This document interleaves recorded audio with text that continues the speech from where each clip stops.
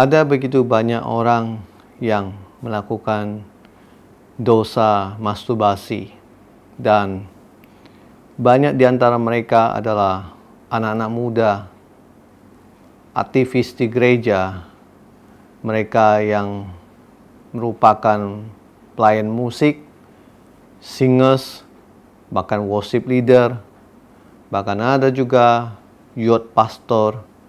Dan saya tergerak untuk memberikan sedikit gambaran tentang dosa masturbasi ini. Kita lihat di firman Tuhan di Kejadian pasal 38 ayat yang ke-9. Kejadian pasal 38 ayat 9. Tetapi Onan tahu bahwa bukan ia yang mempunyai keturunannya nanti.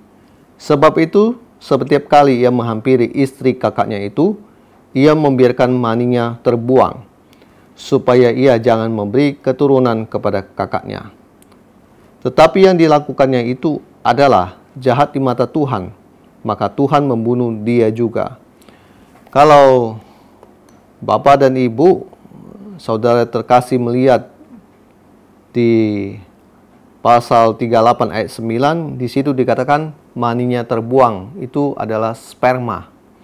Jadi saya kalau ditanya sama orang, apakah masturbasi itu adalah dosa? Maka saya akan menjawab, ya, itu adalah dosa. Kita melihat begini, beberapa orang berkata bahwa kenapa dia melakukan masturbasi.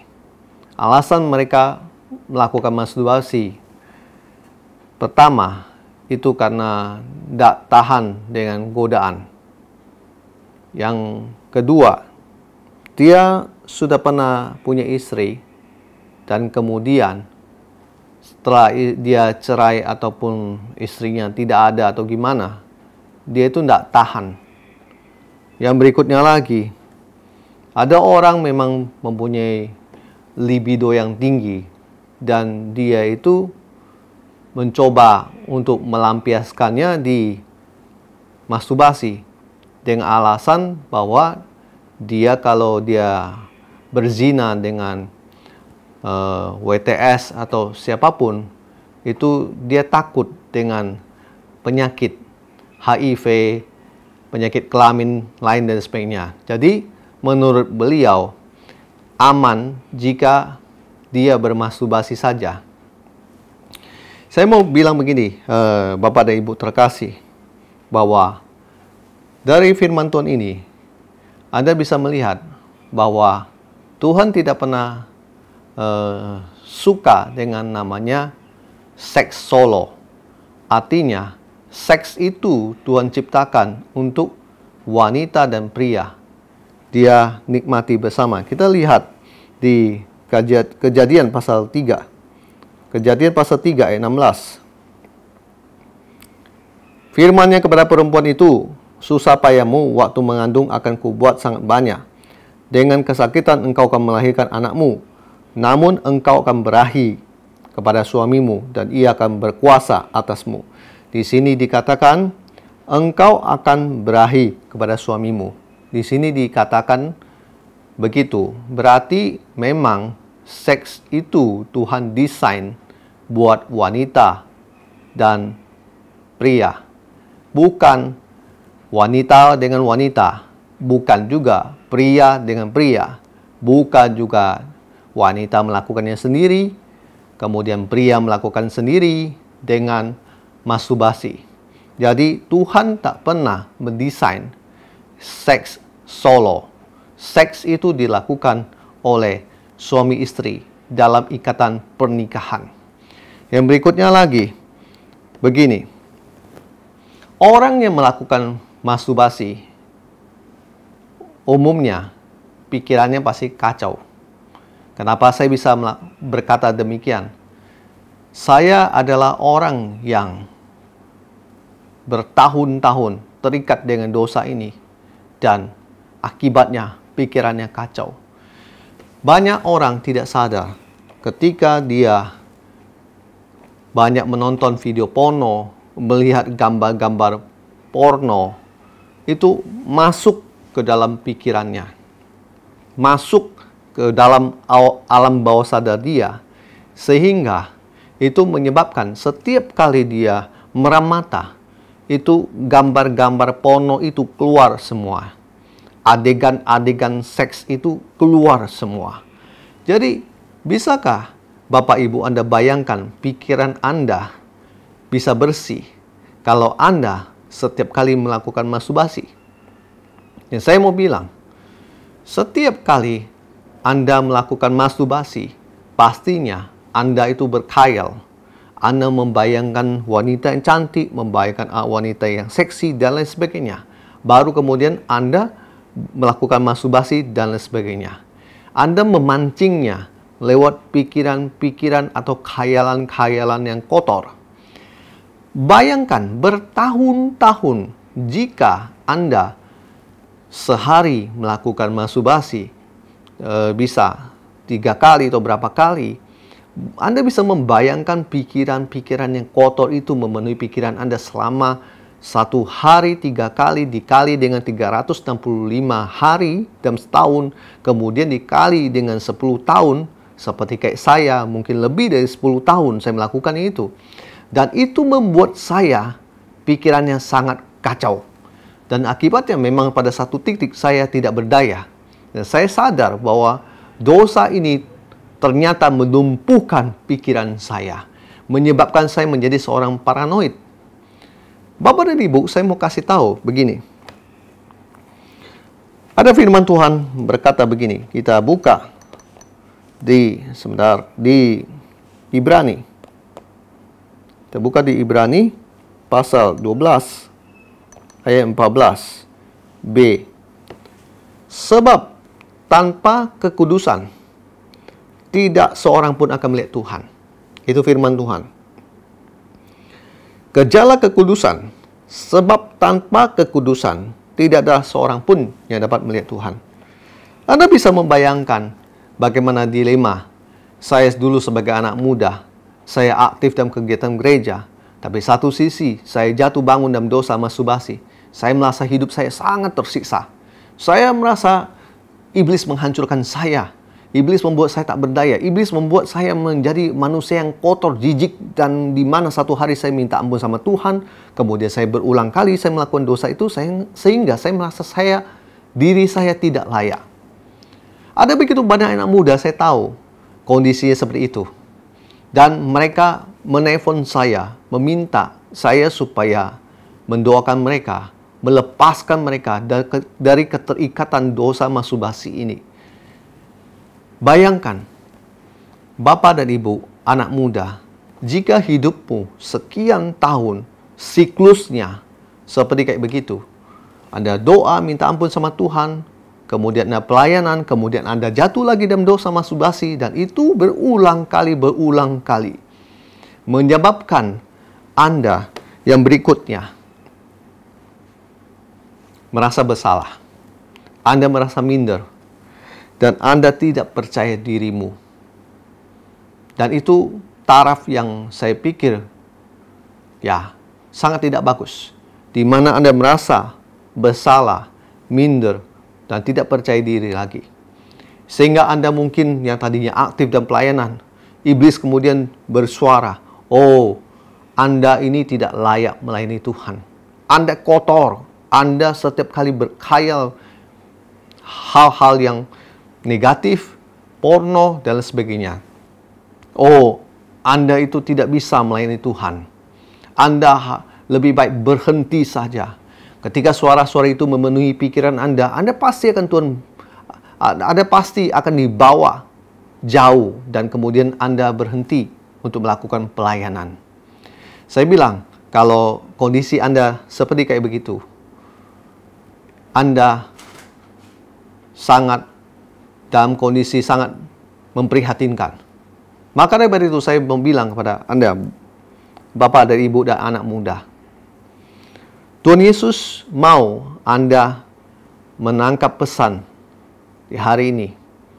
saya mau bilang, menangkap pesan di hari ini, di mana Tuhan mau memulihkan Anda. Tuhan mau Anda perasaan yang bersalah itu. Tuhan mau pulihkan Anda. Dan berikut yang terakhir adalah ejakulasi dini.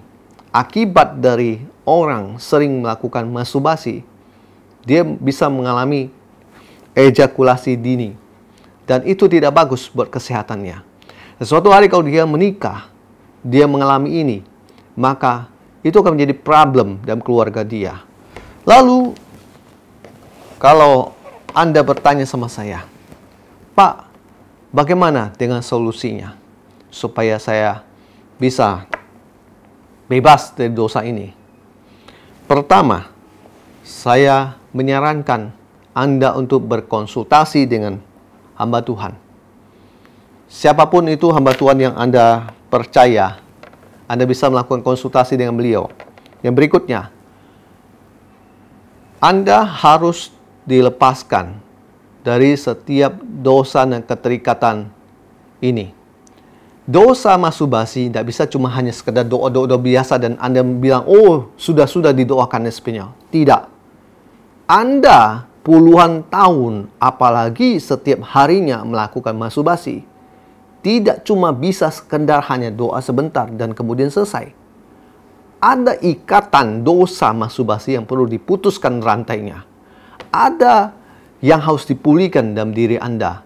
Gambaran pikiran kotor, najis, dan bahkan roh najis yang dalam diri Anda harus dikeluarkan dalam hidup Anda.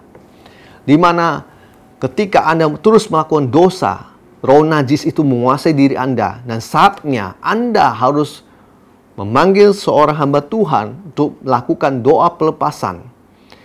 Anak muda, jangan suka instan ketika Anda dalam hal ini minta berdoa supaya Anda berhenti melakukan masturbasi.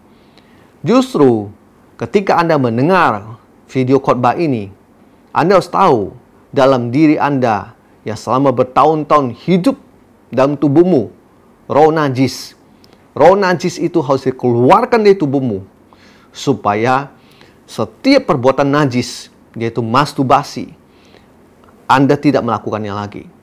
Harus ada doa pelepasan. Itu nomor 2. Nomor 3, jangan Anda sering melamun di kamar sendirian atau di tempat dimanapun Anda biasa melakukan masturbasi.